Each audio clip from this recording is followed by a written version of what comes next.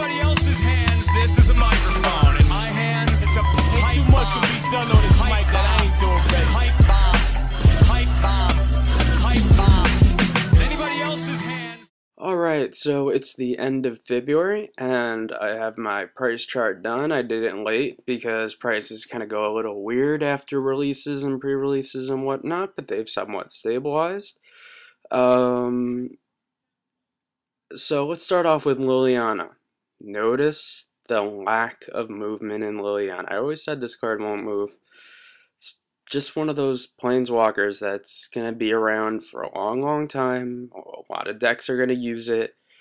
You saw, it's just nobody knows how to use it yet. They know how to use it, but not how to use it. You know, it's almost like an add-on card instead of a build-around card, which it has the ability to be.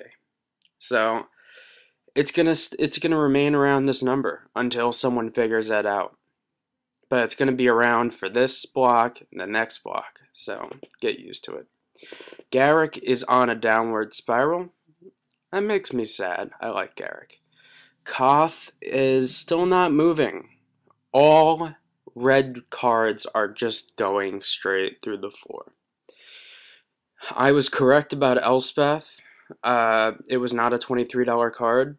If you sold them when I told you to, I would be very happy. If you didn't, I will smack you.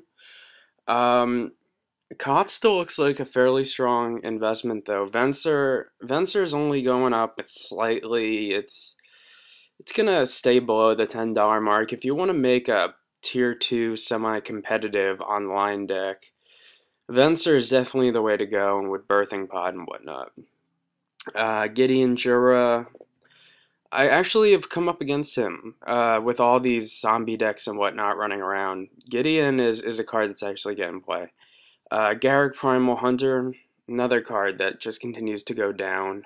It's almost like Huntmaster of the Fells has taken the place of Planeswalkers. Even though I think that in decks today, Garruk Relentless is much better than Garruk Primal Hunter. I'll talk about the 5 slot in a little while. Jace Memory Adept, the card's a piece of shit. Sorin Markov, do I need to talk about Sorin? Chandra is dropping. It's gonna be worth $5. We thought it was better than Chandra Ablaze, or whatever the previous Planeswalker was, but it turns out it's just as sucky. I still like Koth for the next, 6 months until it rotates out. I'm telling you, Koth and red deck wins will just work. Tezzeret is only going up because Tezzeret gets out Ratchet Bombs and Grafdigger's Cages faster. To be honest, I'm not a huge fan of the deck, but it's a deck that does win standard games. Not tournaments, but it does win standard games.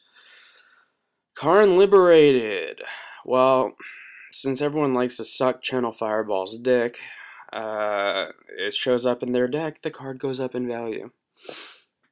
I used the entire Pro Tour Qualifier, or whatever, the PTQ, wherever the fuck it was, I think it was Baltimore. I was using that entire tournament to trade. As soon as a card dropped on the table from Channel Fireball, I would buy it. The price literally went up about 2 tickets, sold it immediately. Did that with Karn Liberated about 4 times. And the last one is Sorin, Lord of the Dance. It's a new one added to the list, so I really don't know where to put it, to be honest. Black-white tokens are fun, black-white-green tokens are fun, black-white Sorin is fun, black-white Sorin Liliana is fun, but I still like Liliana, a card that people just don't quite understand yet. I think that it's a card that has long-term use because just its second ability, its ability to give creatures +1/+0, is fantastic in every aggro deck ever created in the history of time.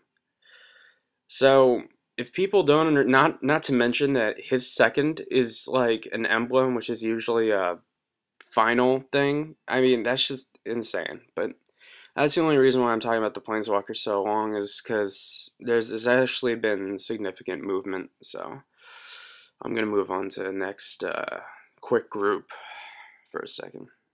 Okay, now here are the Titans. As you can see, I've completely given up on Primeval Titan and tracking it. It's a card that, regardless of what they do, they take out Valakut, they had Ramp Run. They take out Ramp Run, they'll have something else. In the end, just buy it if you can. I mean, that's just not a trackable card because it's just so damn good. Okay, so Sun Titan, it's down. All the Titans are really down except Grave Titan because of this massive insertion lately of mono black.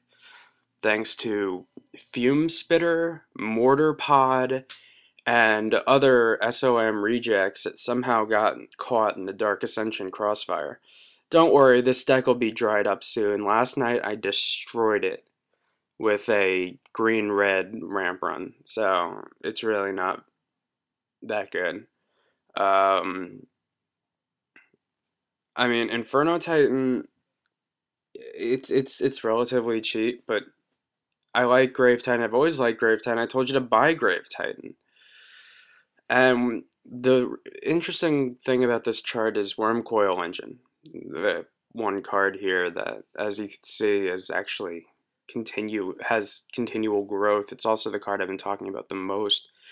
In that, I've been saying for the longest time, guys, buy Worm Coil Engines. It's $10. It hasn't moved an inch. It stayed at that $10 mark for I don't even know how long, and I kept saying buy it. Buy the damn card. What happens? Worm Coil Engine shows up in like every deck at the PTQ. All of a sudden everyone's like, oh, this is a good card. Of course, it's a good fucking card.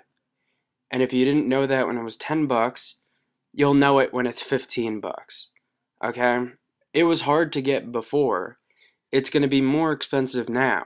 If you didn't recognize Worm Coil Engine as a card that must be bought by you, then you, sir, are an idiot. I think that should explain things. Because, to be completely honest, really? You didn't see this card being good.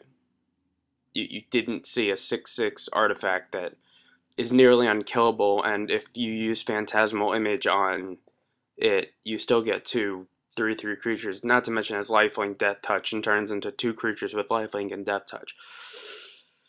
Let's just go on to the next chart before I get angry at your lack of figuring out how to make money in Magic and then just figuring out the things before all the idiots do. Okay? On to the next.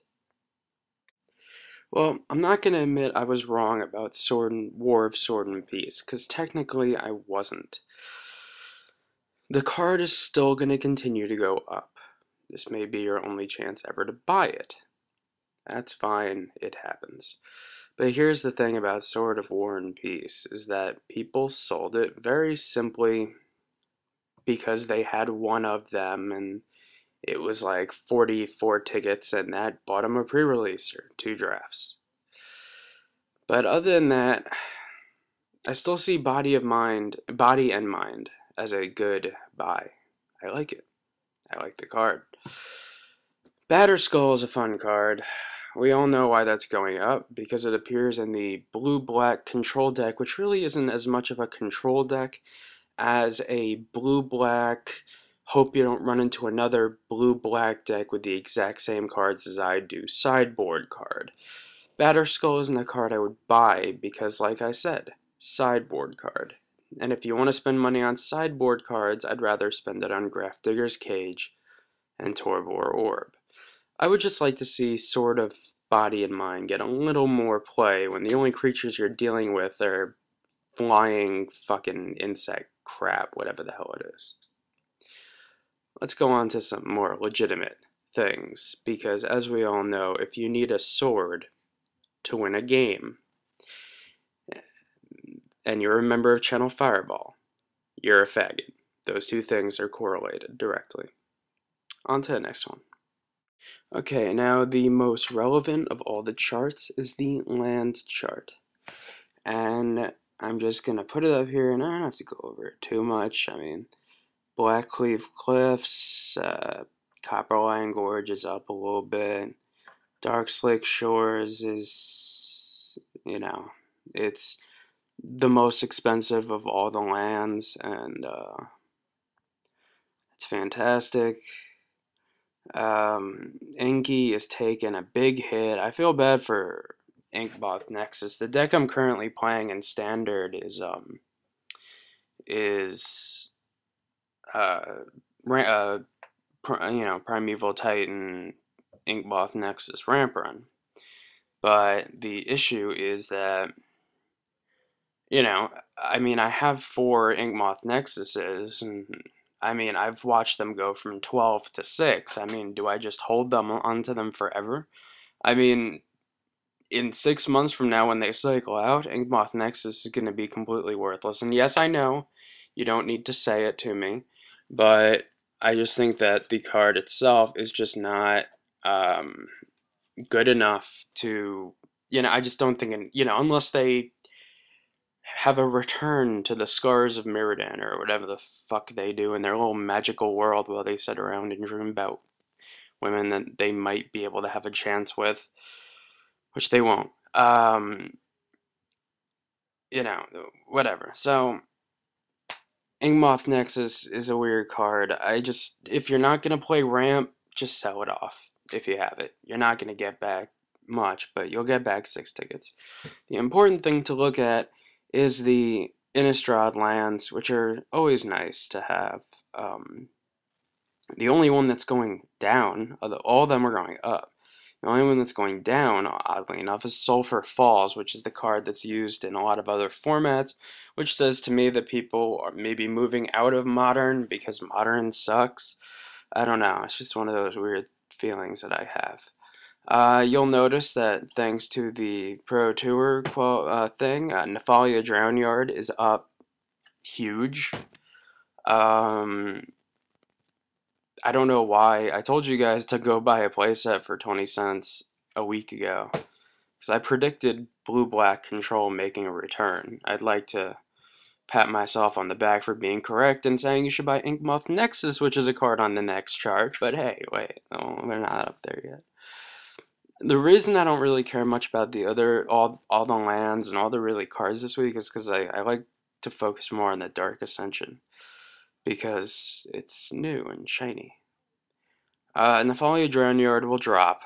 Relax. If you have them, sell them. You can make a few tickets. Believe me, I've drafted more than enough Innistrad to where I have like 15 Nephalia Drownyards. So, you could just throw around your crap or whatever. But I want to talk about 2 cards, Vault of the Archangel and Grim Backwoods. I like Vault of the Archangel, but not that much.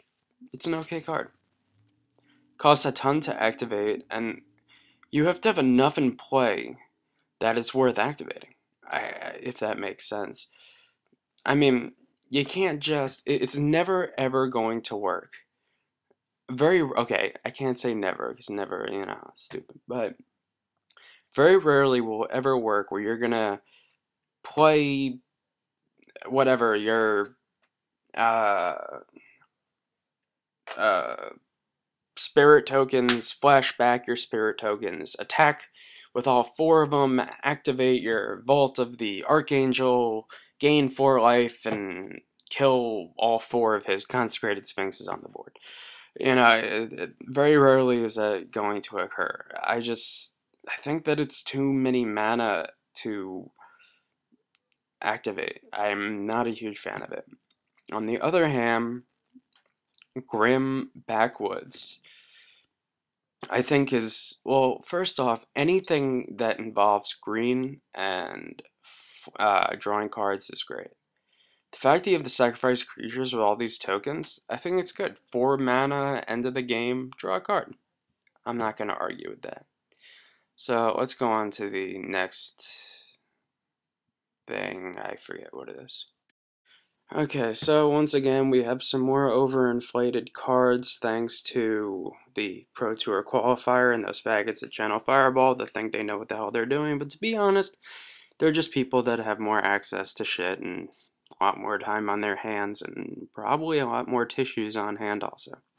But Angelic Destiny has gone, I think, it's leveled out a little bit, while Angelic Overseers finally dropped after people figured out it's not very good. Army of the Damned, blah blah blah. Geist continues to drop. Question is, what's its bottom? I don't know. I have no clue what Geist of St. Traft's bottom is. What I can tell you is that its top is 21, and that was too expensive, which meant that was the time to sell your Geist. Will it continue dropping? Well, yeah. It's a card that is, I don't know, Mythic Rares to me are bad in the sense that running for them almost is a hindrance as much as like a good thing. Scab Ruinator continues to go up. I wish someone would explain this to me as to why that occurred. Another modern card,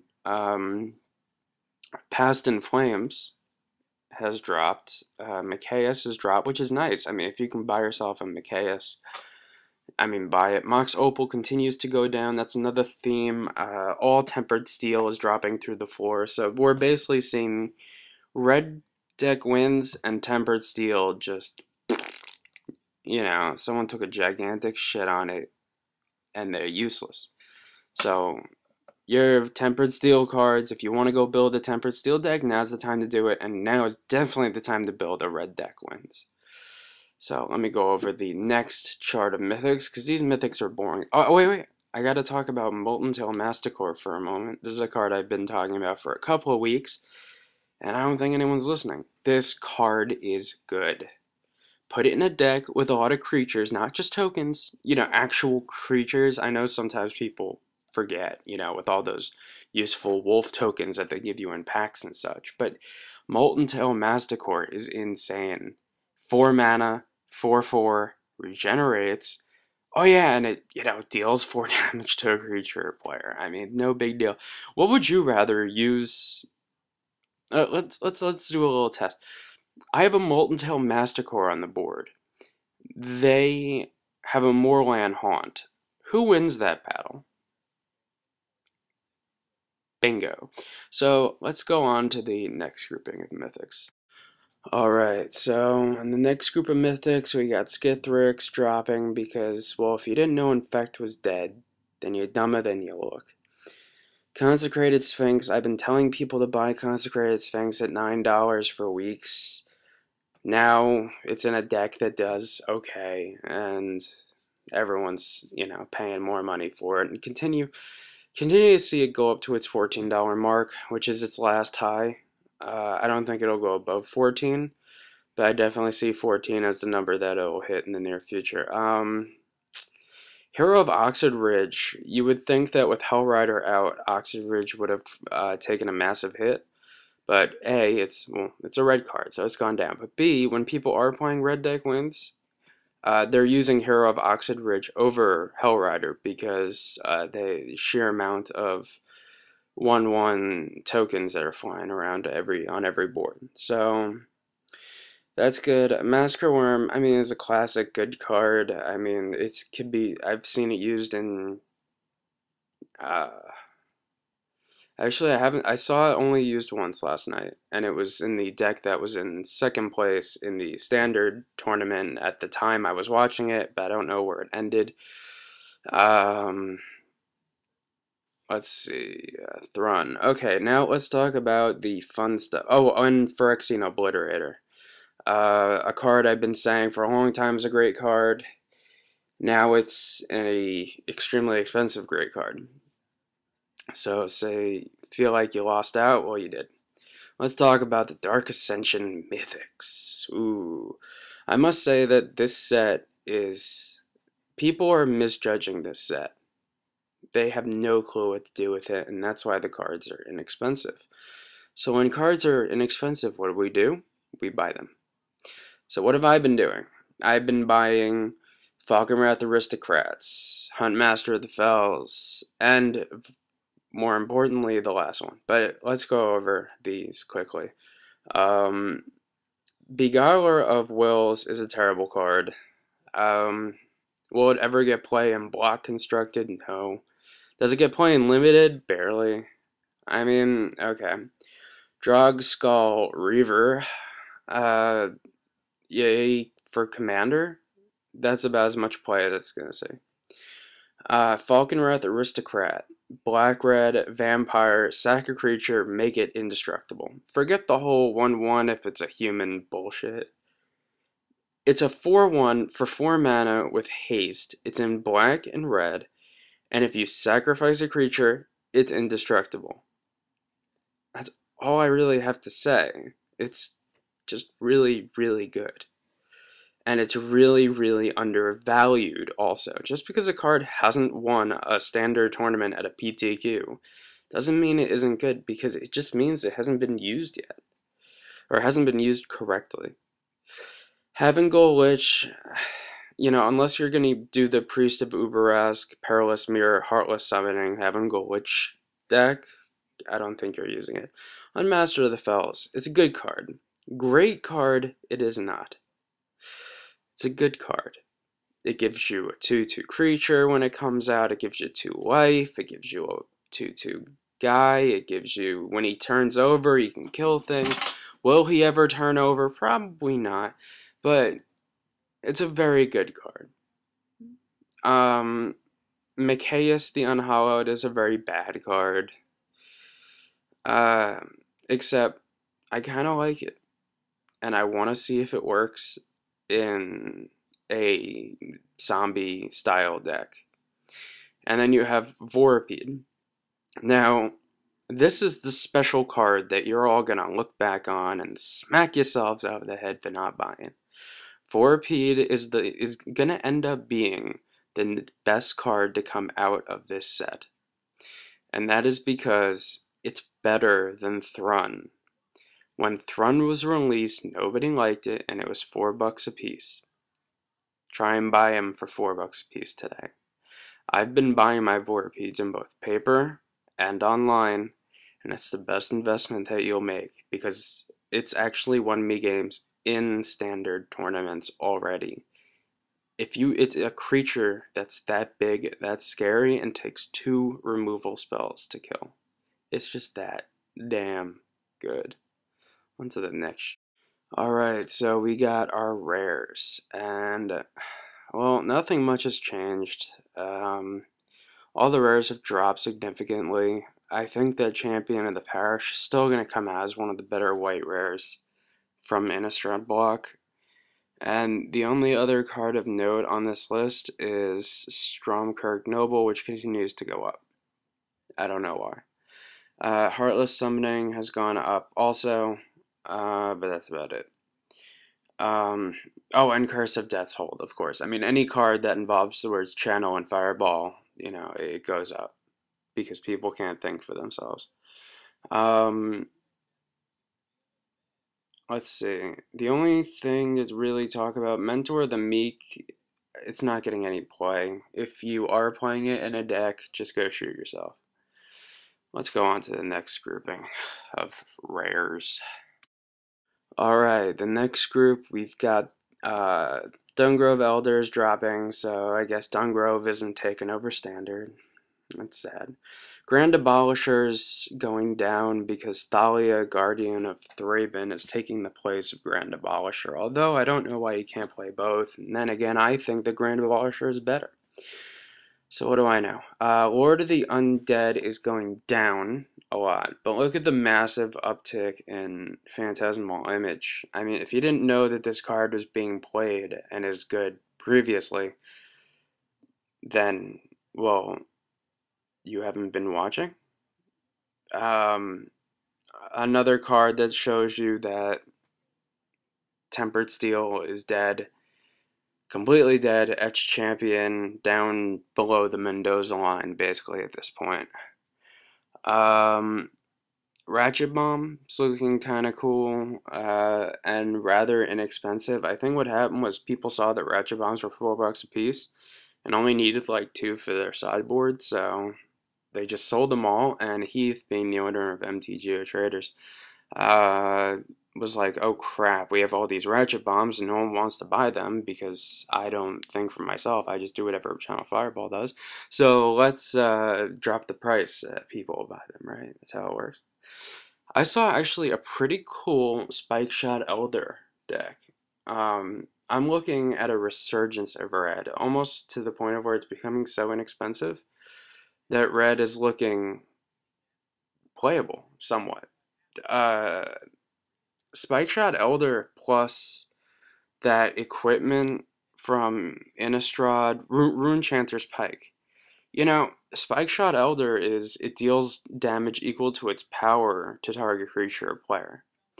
Well, Spike Shot Elder, Rune Chanter's Pike, it fits nicely into the red deck wins mentality in that it gives a creature first strike, and you're using a shitload of instants and sorceries because, you know, it's those are your burn spells, and then you have